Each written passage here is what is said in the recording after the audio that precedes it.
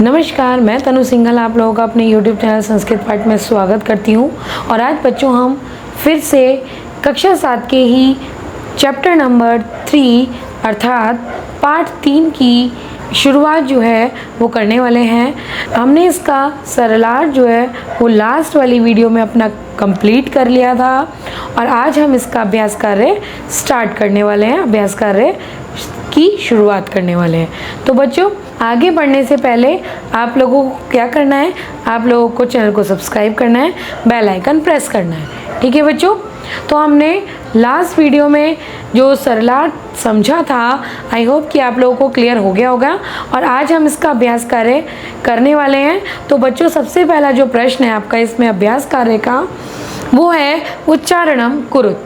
ठीक है, उच्चारणम कुरुत जैसे कि हम सभी चैप्टर्स में देखते आ रहे हैं, जो पहला प्रश्न होता है वो आपका क्या होता है, उच्चारणम कुरुत। अर्थात इसमें आपको क्या करना सिखाया जाता है, उच्चारण करना सिखाया जाता है। ठीक है, तो आज का जो पाठ है आपका उसमें आपको केवल क्या करना सीखना है कि आपको गिनती किस तरीके से उच्चारित की जाए ये आपको सीखना है, क्योंकि संस्कृत में गिनती को उच्चारण करने में बहुत सारी प्रॉब्लम फेस करते हैं बच्चे, तो इनको आपको सही से उच्चारण करना आना चाहिए। तो आज हम वही सीखेंगे। ठीक है बच्चों, तो पहला आपका जो शब्द दिया हुआ है, जो संख्यावाचक शब्द है वो है आपका विंशति। ठीक है, क्या दिया हुआ है, विंशति। नेक्स्ट दिया हुआ है त्रिंशत्, फिर चत्वारिंशत्, द्विविंशति, त्रिंशत्, द्विचत्वारिंशत्, चतुर्विंशति, त्रयस्त्रिंशत्, त्रयश्चत्वारिंशत्, पंचविंशति, चतुस्त्रिंशत् और चतुश्चत्वारिंशत्। ठीक है, तो ये हैं आपके कुछ संख्यावाचक शब्द। इसमें और भी आपको दिए हुए हैं बच्चों, तो वो आपने खुद से एक बार उच्चारण करके देखना है कि आपको वो उच्चारण करना आ रहा है कि नहीं आ रहा। ठीक है, तो बढ़ते हैं अपने नेक्स्ट क्वेश्चन, प्रश्न नंबर 2 की तरफ। जो प्रश्न है वो है प्रश्नानाम उत्तराणि लिखत, अर्थात प्रश्नों के उत्तर लिखिए। प्रश्न है आपका कस्य भवने सर्वविधानि सुख साधनानि आसन, यानी किसके भवन में सारी सुख सुविधाओं के साधन थे। तो किसके घर में थे, आपने चैप्टर पढ़ा ही है, आपने जो पाठ है वो पूरे अच्छे से कंठस्थ किया है, तो आपको भी पता होगा बच्चों कि श्रीकंठ के घर में सारे सुख सुविधा के साधन थे। तो आप क्या लिखेंगे, जिस विभक्ति में आपसे क्वेश्चन पूछा गया है उसी विभक्ति में आप आंसर भी करेंगे बच्चों। तो कस्य दिया हुआ है तो श्रीकंठस्य भवने सर्वविधानि सुख साधनानि आसन। ठीक है, यानी केवल कस्य की जगह क्या लिख देना है आपने, श्रीकंठस्य भवने सर्वविधानि सुख साधनानि आसन, ये आपका पूरा क्वेश्चन में से ही आ जाएगा। ठीक है बच्चों, तो बढ़ते हैं अपने क्वेश्चन नंबर 2 की तरफ। क्वेश्चन नंबर 2 है आपका कस्य गृहे कोऽपि भृत्य नास्ति, यानी किसके घर में, कस्य गृहे अर्थात किसके घर में, कोऽपि कोई भी, भृत्य अर्थात नौकर, नास्ति नहीं था, किसके घर में कोई भी नौकर नहीं था। तो किसके घर में नहीं था, कस्य की जगह आप लिख देंगे कृष्ण मूर्ते गृहे कोऽपि भृत्य नास्ति। ठीक है, नेक्स्ट क्वेश्चन है आपका श्रीकंठस्य आतिथ्यम के अकुर्वन्, यानी श्रीकंठ का अतिथि सत्कार के मीन्स किसने, अकुर्वन् मीन्स किया, यानी कि श्रीकंठ का अतिथि सत्कार किसने किया। ठीक है, तो आपका आंसर क्या होगा, किसने किया था उसका अतिथि सत्कार, कृष्ण मूर्ति ने और उसके माता पिता ने। तो आप क्या लिखेंगे, श्रीकंठस्य आतिथ्यम, के की जगह केवल क्या लिख देंगे, कृष्ण मूर्ति और तस्य माता पिता च। अर्थात कृष्ण मूर्ति और उसके माता पिता ने किया, है ना। तो आपने क्या करेंगे, आपने क्या करना है क्वेश्चन, श्रीकंठस्य आतिथ्यम श्री कृष्ण मूर्ति तस्य माता पिता च अकुर्वन्। ठीक है बच्चों, ये है आपका क्वेश्चन नंबर 3। बढ़ते हैं अपने क्वेश्चन नंबर 4 की तरफ, जो है आपका सर्वदा कुत्र सुखम, हमेशा क्या चीज़ सुखदायक होती है। तो बच्चों आंसर है सर्वदा स्वावलंबने सुखम, यानी कि हमेशा आत्मनिर्भर होना ही सुखदायक है। नेक्स्ट है आपका श्रीकंठ श्री कृष्ण मूर्ते गृहम कदा अगच्छत। श्रीकंठ कृष्ण मूर्ति के घर में कब गया। तो आपका आंसर होगा श्रीकंठ प्रातः 9 वादने, यानी कि सुबह को 9 बजे कृष्ण मूर्ति गृहम अगच्छत। ठीक है। नेक्स्ट है आपका कृष्ण मूर्ति कति कर्म कराः सन्ति। कृष्ण मूर्ति के कितने सेवक थे। तो कितने सेवक थे, कृष्ण मूर्ति अष्टौ कर्म कराः सन्ति। कृष्ण मूर्ति के 8 सेवक थे। ठीक है। यहाँ पर आपका क्वेश्चन नंबर 2 अर्थात प्रश्न नंबर 2 जो था आपका प्रश्नानाम उत्तराणी लिखत, यहाँ पर आपका कंप्लीट होता है। नेक्स्ट है बच्चों चित्राणी दृष्ट्वा उत्तराणी लिखत, यानी कि चित्रों को देखकर आपने, जैसे आप जब छोटे थे तो काउंट एंड राइट करते थे, गिनकर लिखना, ऐसे ही इसमें भी आपको यही करना है कि काउंट एंड राइट, यानी कि गिनकर आपको पिक्चर में जो चीज़ें दी हुई हैं वो गिननी है और उन्हें गिनकर आपने जहाँ रिक्त स्थान दिया हुआ है वहाँ पर आपको लिखना है। ठीक है। हाँ, आपको संख्यावाचक शब्द किस में लिखने हैं, संस्कृत में लिखने हैं। ठीक है बच्चों, तो हम पिक्चर आपकी बुक में दी हुई है, संस्कृत के जो संख्यावाचक शब्द हैं वो मैं आपको यहाँ बोर्ड पर लिख कर दिखाऊंगी। ठीक है बच्चों, तो चलिए। तो बच्चों क्वेश्चन नंबर 3 अर्थात प्रश्न नंबर 3 है आपका चित्राणी गणित्वा संख्यावाचक शब्दम लिखत, अर्थात चित्रों को गिनकर संख्यावाचक शब्द लिखिए। पहला जो आपका चित्र दिया हुआ है वो उस चित्र में आपको 18 घड़े बने हुए हैं। ठीक है, आपके लिए क्या बने हुए हैं, 18 घड़े बने हुए हैं। तो बच्चों 18 का जो संस्कृत में संख्यावाचक शब्द है वो है आपका अष्टादश। नेक्स्ट आपको जो दिए हुए हैं वो आम दिए हुए हैं, बने हुए आपके बुक में आम बनाए हुए हैं। मैंने यहाँ पर सभी की एक एक पिक्चर बनाई है जिससे कि आपको कोई कन्फ्यूज़न ना हो। ठीक है, तो आम के जो आपकी पुस्तक में दिए हुए हैं वो 21 आम बने हुए हैं।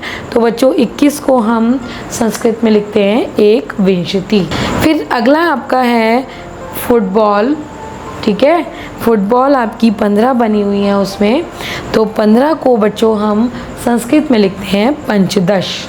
नेक्स्ट है आपका मोमबत्तियाँ बनी हुई हैं जो कि 36 बनी हुई हैं, 36 को हम बच्चों संस्कृत में लिखते हैं षट्त्रिंशत्। ठीक है, नेक्स्ट है आपकी कैंची बनी हुई है आपकी 24 अर्थात 24, 24 को हम संस्कृत में चतुर्विंशति लिखते हैं बच्चों। उससे अगली जो पिक्चर है आपकी वो कुछ पत्तों की बनी हुई है जिसमें 33 पत्ते हैं और 33 को हम बच्चों संस्कृत में लिखते हैं त्रयस्त्रिंशत्। ठीक है, तो यहाँ पर आपका जो ये चित्र से रिलेटेड क्वेश्चन है वो आपका पूरा हो गया है। अब हम बढ़ेंगे अपने अगले प्रश्न की तरफ। तो बच्चों ये है आपका क्वेश्चन नंबर 4 जो है मंजुषात है अंकानाम कृते पदानी चिनुत, यानी आपके लिए कुछ ऑप्शंस दिए हुए हैं, वो जो ऑप्शन वाला बॉक्स है उसमें से आपको अंक दिए हुए हैं उनके संस्कृत, यानी कि संस्कृत के जो शब्द हैं अर्थात संख्यावाचक शब्द जो हैं वो लिखने हैं। जैसे कि 28 को बच्चों हम संस्कृत में कहेंगे अष्टाविंशति। अगला है आपका 24, 24 को हम कहेंगे चतुर्विंशति। फिर उससे अगला है आपका 30 अर्थात 30, इसको हम बोलेंगे त्रिंशत। फिर है 40, इसको हम बोलेंगे चत्वारिंशत। फिर है आपका 27, जिसे हम बोलेंगे सप्तविंशति। फिर आपका दिया हुआ है 50 अर्थात 50, इसको हम बोलेंगे बच्चों पंचाशत। फिर लास्ट है आपका 31 अर्थात 31, इसको हम संस्कृत में बोलेंगे एक त्रिंशत। ठीक है, तो यहाँ पर आपका जो प्रश्न नंबर 4 है वो फिनिश होता है। बढ़ते हैं अपने प्रश्न नंबर 5 की तरफ। तो बच्चों बढ़ते हैं अपने क्वेश्चन नंबर 5 की तरफ। क्वेश्चन नंबर जो 5 है आपका वो है चित्रम दृष्ट्वा मंजुषात् पदानि च प्रयुज्य वाक्यानि रचयत। अर्थात चित्र को देखकर जो मंजुषा दी हुई है आपको, उसमें से पदों को चुनकर वाक्य की रचना कीजिए। अर्थात जो आपको चित्र बनाकर दिया हुआ है पुस्तक में, उसमें से आपको देखकर आपको चित्र का वर्णन करना है। ठीक है, और चित्र वर्णन के लिए आपको हेल्प बॉक्स दिया हुआ है, यानी आपको मंजुषा दी हुई है और आपको उस मंजुषा में से शब्द चुनकर उनको सही प्रकार से प्रयोग करके वाक्यों की रचना करनी है। तो मैंने जो आपको वाक्य बना कर दिए हैं, ऐसा नहीं है कि आप केवल वही वाक्य बना सकते हैं। आपके मन में जो है वाक्य आप वो भी बना सकते हैं, लेकिन पदों को उसी प्रकार यूज़ करना है जिस प्रकार नियम के अनुसार प्रयोग किए जाते हैं। ठीक है, अर्थात आपको पदों का प्रयोग नियम अनुसार ही करना होगा। ठीक है, जैसे कि एष है कृषक है क्षेत्रम अस्ति।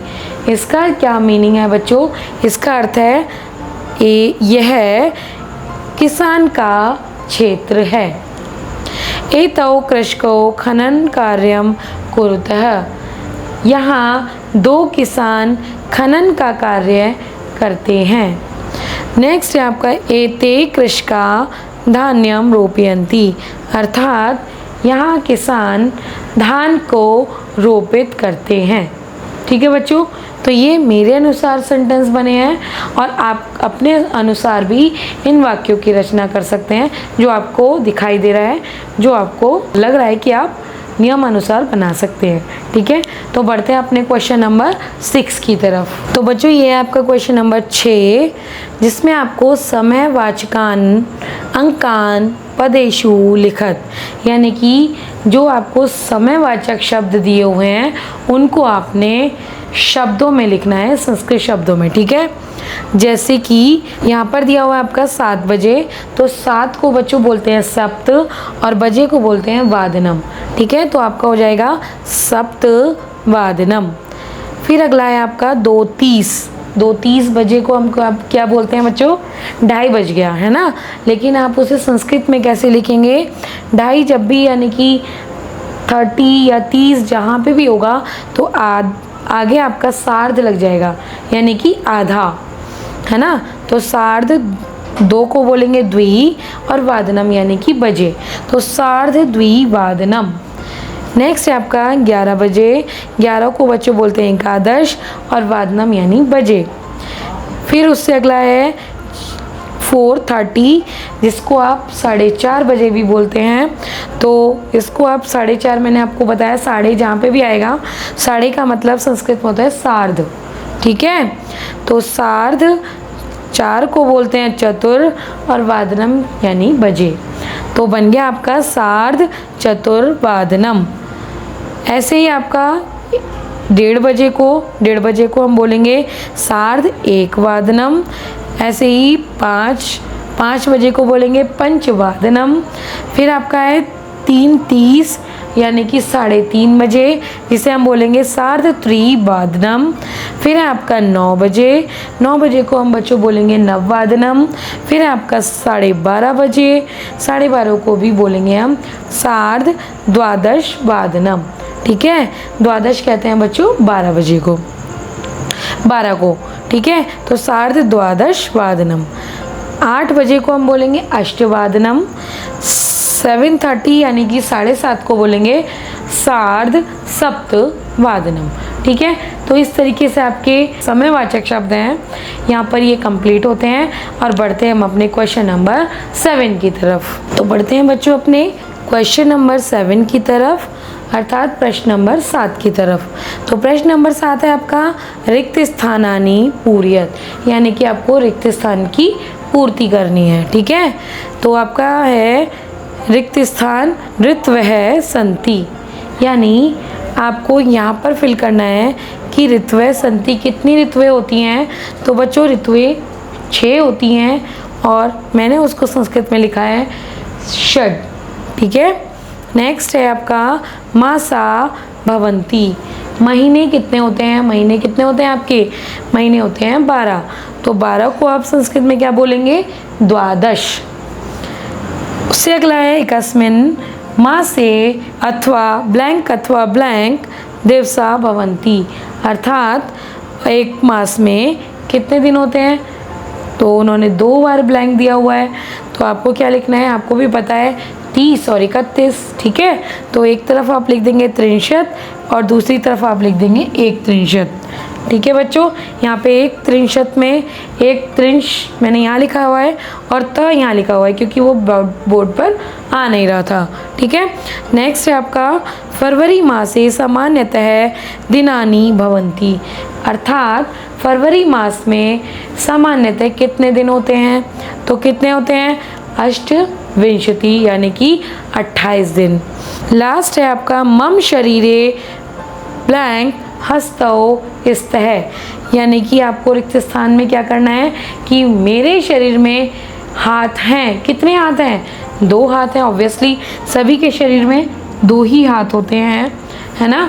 एक नॉर्मल जो आपका शरीर है उसमें आपके कितने हाथ होते हैं, 2। तो आपको यहाँ क्या लिख देना है, 2। ठीक है बच्चों, तो इसी के साथ आपका जो चैप्टर है पाठ 3 यहीं पर समाप्त होता है। और बच्चों इसमें आपने आज जो सीखा है, कुछ शब्द संख्यावाचक शब्द सीखे हैं, लेकिन मैं बच्चों आपको एक चीज़ बोलना चाहूँगी कि आपको इस चैप्टर से थोड़ा इंस्पायर होके आपको क्या करना है, 1 से लेकर 100 तक की संस्कृत की जितनी भी गिनतियाँ हैं वो आपको लिख कर देखनी है और समझनी है। ठीक है बच्चों, जिससे कि आपको इस चैप्टर को समझने में कोई प्रॉब्लम ना हो। ठीक है, तो आज के लिए बस इतना ही, और आगे वाली वीडियोस में हम और नए चैप्टर्स के साथ आएंगे। तो बने रहिए हमारे चैनल के साथ और करते रहिए उसको सब्सक्राइब। धन्यवाद।